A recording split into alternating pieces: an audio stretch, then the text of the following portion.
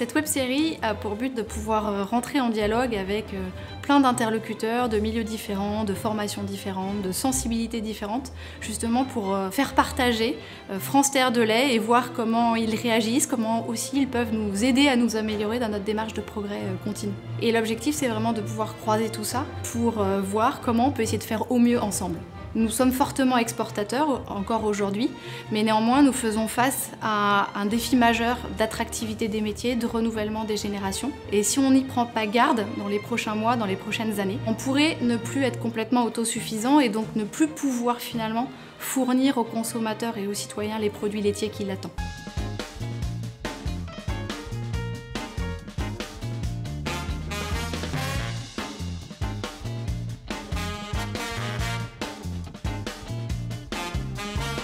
Je suis Pascale Thieffry, je suis la directrice du département Agrotech de Business France. Je m'appelle Laurent Vallée, je suis secrétaire général du groupe Carrefour depuis maintenant bientôt 4 ans. Je m'appelle Claire Griffon, je suis fromagère à Paris. Je m'appelle Olivier Legrand, je suis producteur de lait. On a une exploitation de polyculture élevage. Je suis Laura Jaguerio et je suis la cofondatrice de La Charrette, un réseau logistique pour le circuit court ou le circuit local, qui est une sorte de blablacar pour les producteurs. C'est la capacité d'un pays à devenir indépendant dans son approvisionnement alimentaire et à pouvoir avoir sur le marché ses propres produits. C'est permettre de consommer au maximum les produits qui sont faits près de chez nous.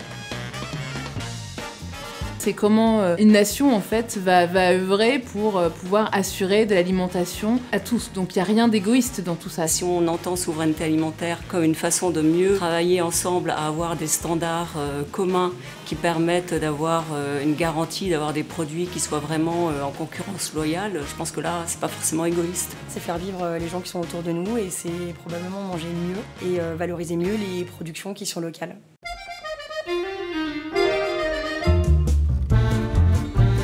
La valorisation de nos savoir-faire, c'est l'affaire de tous. Le travail de Claire est tout aussi important dans l'éducation des consommateurs et aussi des touristes étrangers qui passent dans sa boutique parce que quand ils voient son étal aussi rempli avec des produits d'exception, j'imagine que ça leur donne envie, quand ils reviennent dans leur pays, de pouvoir acheter ces produits et de pouvoir les trouver localement. Et c'est ça qui derrière va booster nos exportations. Donc on travaille tous dans le même but en fait.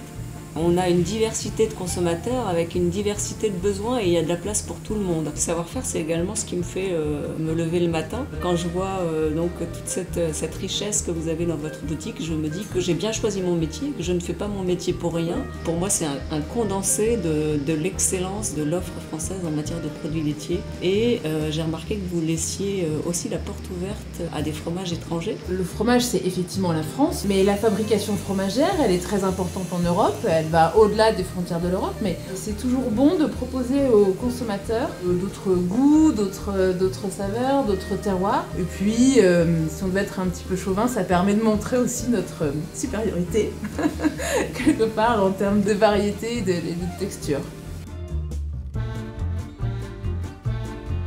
Je pense qu'on a quand même la chance en France d'avoir encore des produits de qualité, d'avoir des exploitations familiales. On n'a pas des fermes-usines. Permettre la logistique locale aide la souveraineté alimentaire dans la mesure où elle permet en fait de consommer ce qui est produit près de chez nous. Il ne faut pas opposer souveraineté alimentaire et commerce extérieur. C'est pas parce qu'on développe notre souveraineté alimentaire qu'on va pas continuer à importer ou à exporter. L'autonomie alimentaire, elle se pense autant à l'échelle locale que nationale et après en bonne intelligence entre le local, le national et l'étranger en fonction des besoins, des capacités. Moi, à mon niveau de fromagère, les grands enjeux pour maintenir la souveraineté alimentaire française, c'est de maintenir le tissu de producteurs, de pouvoir leur assurer un écoulement de produits, une valorisation de leurs produits, une bonne distribution de leurs produits et toujours plus de promotion et de communication sur leurs produits. Je ne sais pas si nous garantirons la souveraineté alimentaire, mais en tout cas dans une certaine mesure, nous travaillerons à améliorer sa compétitivité et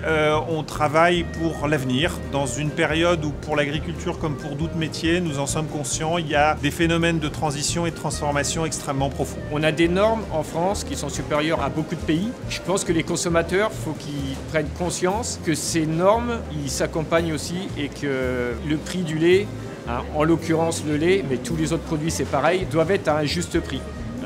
Donc si on veut du pas cher, malheureusement, ça sera des produits qui viendront d'ailleurs avec des normes beaucoup inférieures aux nôtres. Pour moi, la souveraineté alimentaire, c'est avant tout ça. C'est une population qui mange bien et des producteurs qui vivent bien. Et après, le reste, ça me semble accessoire.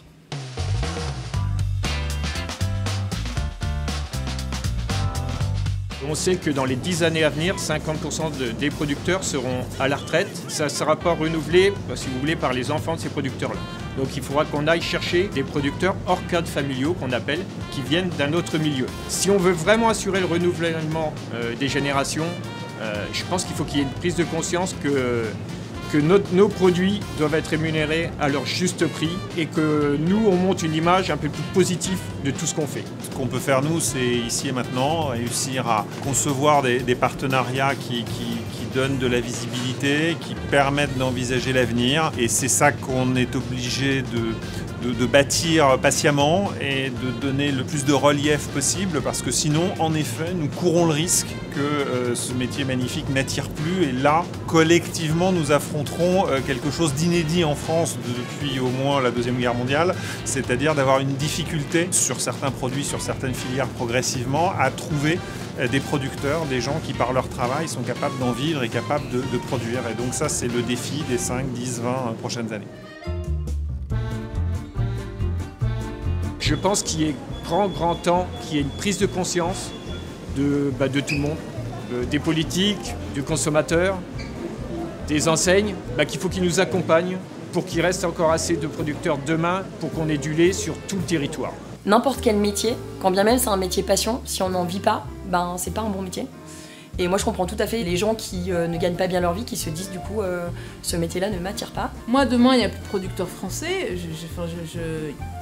j'arrête. Alors j'ai 3 enfants, pour l'instant il n'y en a aucun qui est vraiment attiré par le métier ou qui veut pour l'instant dans les médias reprendre.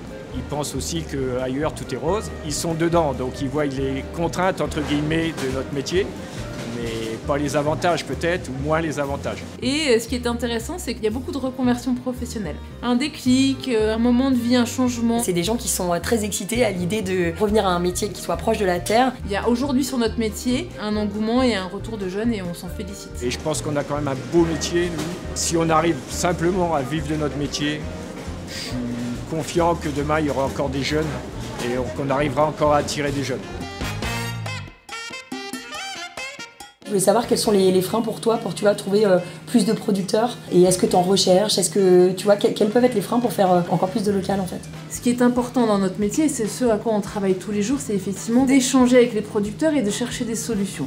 Alors la recherche de solutions en logistique, elle est comment on mutualise, comment les producteurs effectivement vont pouvoir se rapprocher entre eux pour pouvoir ensuite amener les fromages. On ne pourra pas s'empêcher d'aller chercher effectivement des produits dans les différentes régions, dans les différents terroirs. La solution, elle est toujours dans l'échange et on arrive toujours à trouver des solutions, soit en regroupant des producteurs, soit après on peut aussi nous se regrouper en tant que fromager sur Paris, ensemble, pour commander ensemble, etc. C'est du bon sens. Enfin, voilà, Et c'est les producteurs qui viennent te chercher ou parfois tu as des coups de cœur, tu visites un peu les régions? Moi je vais me déplacer en région, je vais les visiter, je vais aller rencontrer des producteurs. Mais de plus en plus aussi maintenant, on est démarché par des producteurs qui ont bien compris qu'une bonne façon de valoriser en fait leur lait, c'était de le transformer et donc après essayer de vendre le produit, donc le fromage. Moi j'ai quand même l'impression qu'aujourd'hui une grande majorité des consommateurs connaissent mal en fait les productions françaises, les saisonnalités, le prix des produits. C'est pas en les culpabilisant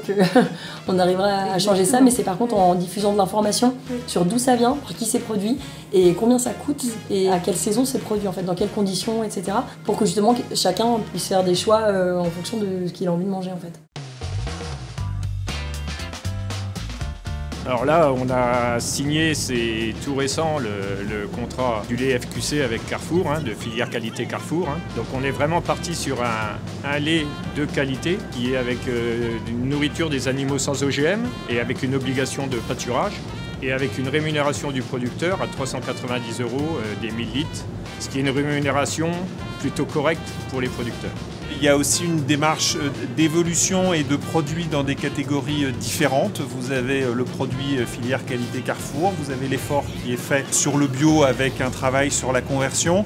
Et tout seul, vous n'y arrivez pas. Vous ne pouvez pas faire de l'innovation, faire de la conversion au bio, atteindre des volumes. Si vous le faites dans un bon partenariat avec suffisamment de producteurs et un distributeur engagé comme Carrefour essaye de l'être, vous avez plus de chances d'y arriver en tout cas.